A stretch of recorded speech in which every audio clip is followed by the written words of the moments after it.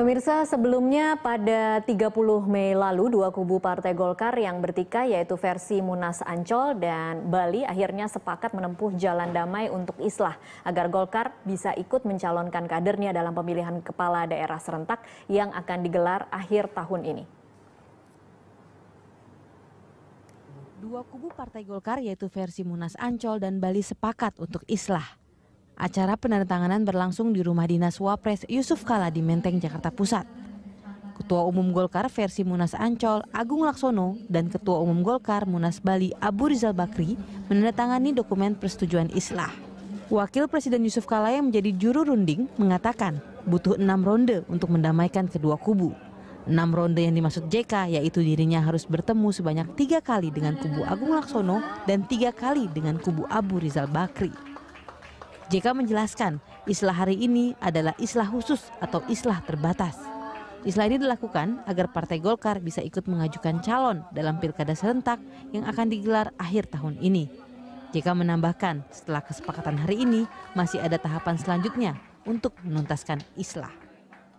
Dari kesepakatan itu ini hari ini baru langkah pertama. Dibutuhkan lagi langkah berikutnya, tapi nanti pada waktunya nanti kita selesaikan masalah berikutnya. Tapi yang penting karena waktu yang paling kritis ini ialah waktu pencalonan. Karena apabila tidak telat, saya khawatirkan bahwa calon-calon pemimpin dari Golkar akan berpindah siapa yang dapat mencalonkan pada waktunya. Karena itulah maka kita ingin menentukan sikap. Dalam kesepakatan ini, dua kubu yang berseteru sama-sama bersepakat untuk mendahulukan kepentingan Golkar dalam menghadapi pilkada. Persiapan menghadapi pilkada akan ditentukan oleh tim bersama yang dibentuk di tingkat pusat dan daerah. Tim bersama di tingkat pusat akan diisi oleh masing-masing 5 anggota dari kedua kubu. Adapun di tingkat daerah akan diisi oleh masing-masing 3 anggota dari masing-masing kubu.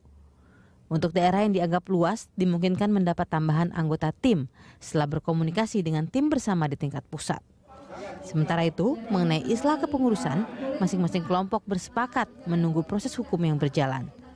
Masing-masing kubu berjanji akan menghormati putusan hukum tetap mengenai kepengurusan yang diakui oleh pemerintah. Andika Perdana dan Kristianto, Berita 1. Pemirsa, kita lanjutkan perbincangan. Saya kembali lagi ke Pak Leo. Kalau bicara soal pilkada serentak, sampai di mana prosesnya saat ini? Ya, kami tidak terpengaruh dengan yang kemarin. Kami tetap melaksanakan penjaringan. Oke. Dan seperti saya sekarang Ketua PLT Sumatera Utara sudah selesai melaksanakan penjaringan. Oke. 1-2 hari ini saya tunggu dari Medan nama-nama yang disaring, baru kami langsung ke tim untuk memasukkan di survei. 2 minggu baru kami bawa nanti ke TPA, tim penilai akhir yang langsung dipimpin Pak Agung Laksono. Dengan timnya itu adalah Wakil Ketua Umum, Sekjen, Ketua PP, Ketua Bidang Organisasi, Ketua Bidang Hukum, dan saya sebagai Ketua Korwil. Jadi Korwilnya itu masuk. Nah, itulah tim pusat dan tim daerah di-combine nanti di situ.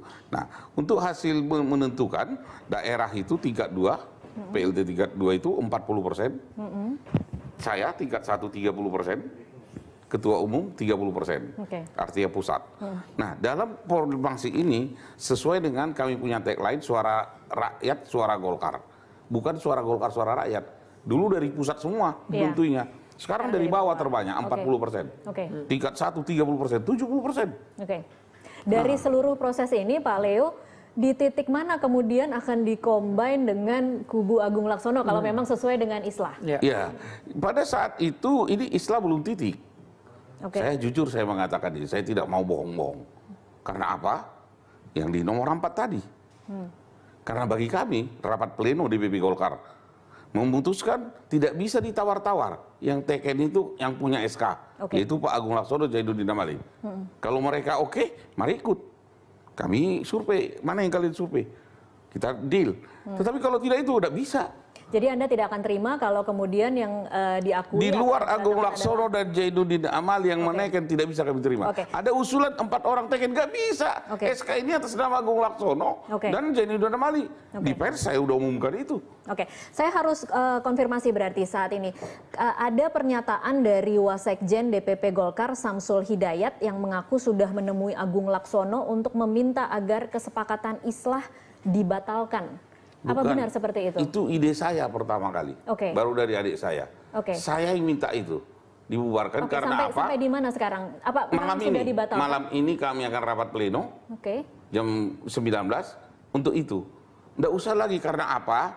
Jangan kita berbohong. Kita damai, islah, enak di telinga. Tetapi tiba-tiba ada penyerangan ke DPP Golkar sampai sekarang polis lain. Ini tidak mungkin. Bagi saya tetap aja kita kepada undang-undang kepartaian. Apa itu? Punya SK, Menhukam, kita punya.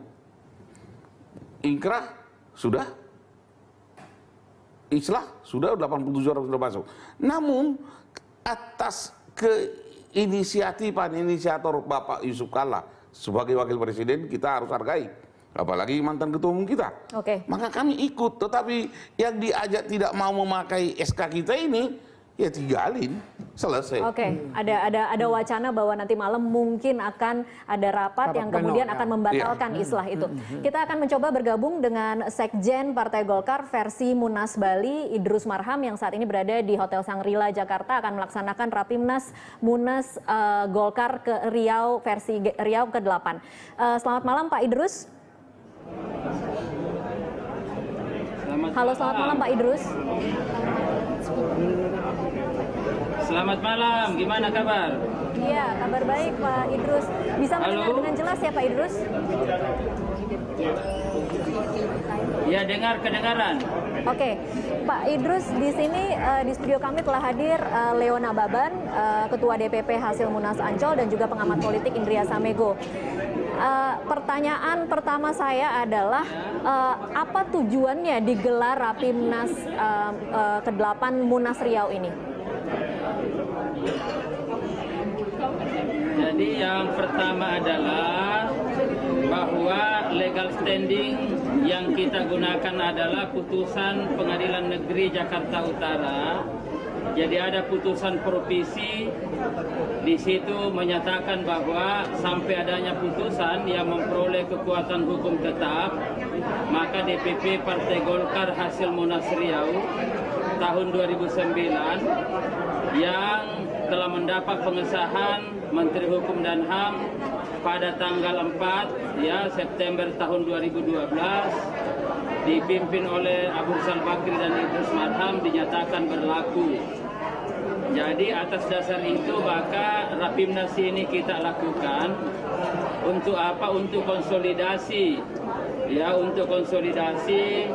untuk melakukan pembahasan dalam rangka untuk menghadapi berbagai momentum politik ke depan. Mas, ini konsolidasinya artinya konsolidasi sendiri, tidak mengajak-ngajak kubu Agung Laksono atau seperti apa Pak Idrus? Jadi tidak ada kubu di sini karena kita bicara tentang Riau. Ya, kalau ada kubu itu kubu Bali dan kubu Ancol. Kalau bicara tentang Riau tidak ada kubu. Hanya satu kepengurusan Partai Golkar, termasuk saudaraku yang ada di situ, Leona Baban.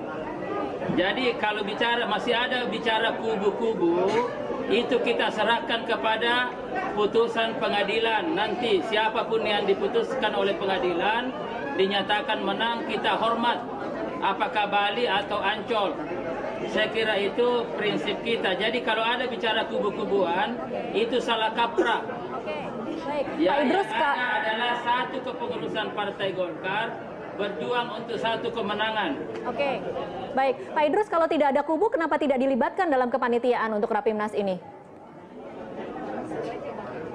Loh, enggak, ini kan kita persiapan beberapa hari karena sedianya kita akan lakukan beberapa hari lagi, tapi ini bulan Ramadan, dan kita undang Pak Agung Laksono, kita undang Pak Priyo, dan tadi juga Bang Yoris dan teman-teman yang lain. Ya, jadi saya kira kalau kita merasa Partai Golkar, kenapa kita mau diundang kalau kita mau tahu pengurus? Jadi yang undang siapa? Yang diundang itu adalah orang-orang yang tidak merasa pengurus. Oke. Ya, jadi sekali lagi yang ada Rapimnas ini adalah kepengurusan Riau. Jadi tidak ada kubu-kubuan. Ya, ndak ada Ancol, ndak ada Bali. Masalah Bali dan Ancol biar kita serahkan ke pengadilan aja sesuai dengan kesepakatan kita. Mari kita bicara tentang dulu Riau dulu sambil menunggu putusan apapun. Kalau misalkan Ancol yang menang, saya hormat kepada saudaraku dan kita ikut kepada saudaraku Leona Baban. Tapi sebaliknya kalau Bali yang menang, kami berkomitmen untuk mengakomodasi Ancol. Ya, itu aja tuh. Jadi saya kira itulah sikap politik yang gentle, sikap politik yang bermartabat, sikap politik yang berdasarkan pada nilai-nilai Partai Golkar, yaitu adalah kesetiakawanan. Panca bakti kita berbunyi begitu. Baik, Pak Idrus ditahan dulu. Saya akan kasih kesempatan ke Pak Leo, kayaknya mau memberikan tanggapan. Ya, saudaraku Idrus Marham, saya senang mendengarkan jawaban saudara. Tetapi kita jangan memaksakan Kalau saya dengan saudaraku Leo nggak pernah ada masalah kan? Jadi kalau kami pribadi nggak ada masalah. Iya, Tetapi udahlah. jadi saudaraku jangan kita melanggar norma fatsun aturan. Saya mau ingatkan, kita benar tidak ada kubu-kubuan kalau tidak ada lagi yang mengatakan yang di Riau. Tetapi cobalah saudaraku jujur, di Riau itu kita sudah demisionirkan. Kita memberikan bendera itu ke pimpinan sidang. Dihidupkan kembali. Dihidupkan lagi. Mana mungkin. Adalah lebih terhormat saudaraku. Rapimnasmu di Sangrila itu kau buat Rapimnas Golkar Abu Rizal Bakri atau Rapimnas Bali. Itu lebih masuk di akal. Sehat manusia. Tetapi kalau dibilang ini Rapimnas yang di Riau, tidak masuk di akal saya itu Pak Idrus. Oke, Anda ini Leo, mantan ditahan ketua dulu. umum Iya, ditahan dulu. Oke. Saya juga mantan sekjen ke Makus Goro. Baik, Pak Leo ditahan dulu. Kita. Pak Leo ditahan dulu. Pak Idrus silahkan. Jadi begini saudaraku. Jadi karena ini Bali dengan Ancol lagi bermasalah bersengketa. Ya, dan karena itu supaya tidak ada kekosongan kepemimpinan Partai Golkar, maka pengadilan negeri mengambil putusan provisi itu. Jadi yang nggak benar saudaraku, kalau misalkan sudah dinyatakan batal, dinyatakan ditunda masih berlaku. Kalau diperintahkan untuk menghentikan kegiatan masih jalan, itu yang tidak benar saudaraku. Jadi tetapi pengadilan negeri mengambil putusan ini untuk menghindari kekosongan kepemimpinan Partai Golkar, maka berlakulah DPP Partai Golkar hasil Munas Riau. Jadi ini sebenarnya tidak perlu kita berpikir memahaminya. Yang salah adalah kalau dilarang melakukan kegiatan tapi masih berkeliaran kemana-mana. Itu yang salah saudaraku. Sebentar, saya akan Gitu, kasih jadi kesempatan saya mau menanggapi. Yang saya hormati saudara Idrus, saya luruskan. Saya luruskan. Kalau kita orang politik, mari kita undang-undang partai ini politik. Ini kedengaran. Ya, saya luruskan. Mari kita berbicara tentang undang-undang partai politik, mahkamah partai politik. Itulah karena kita domain kita. Jadi jangan pakai undang-undang yang lain. Dan bila PT UN jawabannya dengan PN Jakarta Utara, maka kami sudah banding fatsun politiknya atau peranata hukumnya. Bila kami banding, maka kembali ke dasar, yaitu SK Menhukam. Begitu Pak Idrus. Baik, Pak Leo, Pak Idrus ditahan dulu. Kita akan mencoba memperbaiki sambungan telepon karena mungkin Pak Idrus tidak begitu mendengar. Kita akan break dulu. Iya, Pak Idrus, kita akan mencoba memperbaiki sambungan telepon. Pemirsa, kami akan kembali sesaat lagi.